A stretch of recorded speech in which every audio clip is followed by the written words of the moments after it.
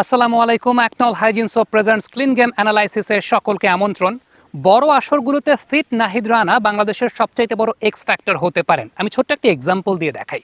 আপনি খেয়াল করে দেখবেন যে ইন্ডিয়ার জসপ্রীত বুমরা কিংবা অস্ট্রেলিয়ার মিচেল স্টার্ক এই বোলারদেরকে তাদের টিম ম্যানেজমেন্ট একটা কাজ করে, সেটা হচ্ছে তারা টেস্টে নিয়মিতভাবে খেলেন, কিন্তু সাদা বলের সিরিজগুলো ওয়ানডে বলি বা টি-20 ক্রিকেট বলি নিয়মিতভাবে খেলেন না, কারণ তাদের ওয়ার্কলোড ম্যানেজমেন্টের প্রতি তাদের টিম ম্যানেজমেন্ট অনেক বেশি মাত্রায় সচেতন থাকে।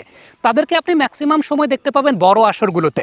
তারা সাদা বলের ক্রিকেটে টিমে হয়তো বা নিয়মিত খেলেন না দ্বিপাক্ষিক সিরিজ, কিন্তু বড় আসরগুলোতে তারা থাকেন, কারণ fit Jasprit Bumrah, fit Mitchell স্টার্ককে তাদের টিম অ্যাভেলেবেল করতে চায়।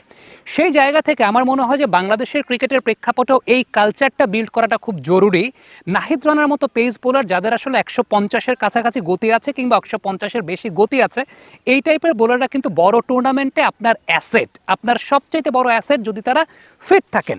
একনল অ্যাডভান্সড হাইজিন সোপের ন্যাচারাল ব্যাকটেরিয়ালাইসিস টেকনোলজি জীবাণু থেকে দেয় 99.99% প্রোটেকশন। একনল অ্যাডভান্সড হাইজিন সোপ, এবার জীবাণু ধুলাবালি ঘাম ক্লিন বোল্ড। এই টাইপের বোলাররা বড় টুর্নামেন্টে আপনার সবচেয়ে বড় এক্স ফ্যাক্টর, যদি তারা ফিট থাকেন। এখন তাদেরকে ফিট রাখার ক্ষেত্রে সবচেয়ে বড় জায়গাটা হচ্ছে তাদের ওয়ার্কলোড ম্যানেজমেন্টে এনশিওর করা। নাহিদের মাঝখানে পেস কমে গিয়েছিল, কারণটা হচ্ছে তাকে টেস্টও খেলানো হচ্ছে, ওয়ানডেতে দ্বিপাক্ষিক সিরিজ খেলানো হচ্ছে, টি-20-তে দ্বিপাক্ষিক সিরিজ খেলানো হচ্ছে। এই টাইপের বোলারদেরকে হ্যান্ডেল করতে খুবই সুকৌশলে। তিনি শুধুমাত্র টেস্ট খেলছেন বলে বড় আসর ওয়ার্ল্ড কাপ কিংবা চ্যাম্পিয়ন্স ট্রফি বা টি-20 ওয়ার্ল্ড কাপ খেলবেন না, ব্যাপারটা কিন্তু সেরকম না। আপনি প্রত্যেকটা টিমেই দেখবেন তারা যে কাজটা করে, যে লাল বলের ক্রিকেটটা খেলায় ওই বোলারদেরকে, যেহেতু লাল বলের ক্রিকেটটা একটা এলিট লেভেলের খেলা, এই খেলাটা সবাই খেলতে চান। এটা একটা ক্রিকেটের, আমি বলবো যে মানে আবেগ সংস্কৃতি, একটা এলিট পশনেসের ব্যাপার। যারা ক্রিকেটার তারা টেস্ট ক্রিকেটটা খেলতে চান। সো টেস্ট ক্রিকেটটাতে তারা ফিট হিসাবে খেলেন। দেন সাদা বলের যে দ্বিপাক্ষিক সিরিজগুলো আছে, সেই সাদা বলের দ্বিপাক্ষিক সিরিজগুলোতে তাদেরকে খুব নিয়মিত খেলানো হয় না। হ্যাঁ, হয়তো বা ম্যাচ প্র্যাকটিসের জন্য খেলানো হয় একটা দুইটা ম্যাচ, বাট নিয়মিত খেলানো হয় না। কিন্তু তাদেরকে আসলে ফিট রাখা হয়, তাদেরকে এনার্জিটা সেভ করে রাখা হয় বড় আসরের টুর্নামেন্টের জন্য। বড় আসর তারা খেলেন। আপনি বুমরাকে প্রায়ই দেখবেন যে সাদা বলের সিরিজ খেলে না।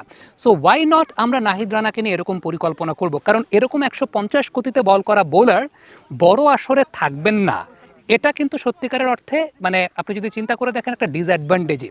এরকম একজন বোলার যিনি 150 গতিতে বোলিং করতে পারেন, আপনারা হয়তো অনেকে বলবেন যে লাইন লেন্থ সুইং নিয়ে অনেক কথা, but to be very honest, এই টাইপের বোলার যাদের পেস আছে তারা যদি আসলে ফিট থাকেন, সঠিক রিদমে থাকেন, পেসটাকে সব লেন্থে ব্যবহার করতে পারেন, তখন যে বিষয়টা ঘটেছে, তখন সুইং স্পট খুব বেশি মেনটেন করেন। অনেক সময় দেখা যাবে যে একটা শর্ট অফ লেন্থের বল, যে শর্ট অফ লেন্থের বলটা একজন 130-35 গতির বোলার যেভাবে মোমেন্টাম জেনারেট করবেন, 150 গতির বোলার তার লাইনটা এলোমেলো থাকলেও তার মোমেন্টামটা অনেক ভালো জেনারেট করতে পারবেন, বা ব্যাটসম্যান হয়তো বা চোখেই দেখবেন না। একনল অ্যাডভান্সড হাইজিন সোপের ন্যাচারাল ব্যাকটেরিয়ালাইসিস টেকনোলজি জীবাণু থেকে দেয় 99.99% প্রোটেকশন। একনল অ্যাডভান্সড হাইজিন সোপ, এবার জীবাণু ধুলাবালি ঘাম ক্লিন বোল্ড। হার্ড লেন্থে পিচ করা একটা বল, সেটা হয়তো বা একজন 150 গতির বোলার, তার ক্ষেত্রে যে বিষয়টা উল্লেখযোগ্য সেটা হচ্ছে যে ব্যাটসম্যান বল ঠিকঠাক মতো টাইমিংয়ে করতে পারবেন না। সো এই যে জায়গাটা ফিট রাখাটা সবচেয়ে ইম্পর্টেন্ট। যে নাহিদকে আসলে মাঝখানে যখন সাদা বলের ক্রিকেট খেলানো হয়েছে, হি ওয়াজ নট ফিট এনাফ, কারণ ওয়ার্কলোডটা আসলে খুব বেশি এনশিওর করা যাচ্ছিল না। সো আমার কাছে যেটা মনে হয় যে আপনি নাহিদ রানা যদি দ্বিপাক্ষিক সিরিজ নাও খেলেন, দ্বিপাক্ষিক সিরিজ সাদা বলের ক্রিকেটে নাও খেললেও বড় আসরের জন্য নাহিদ রানাকে চয়েসে রাখা উচিত সবসময়।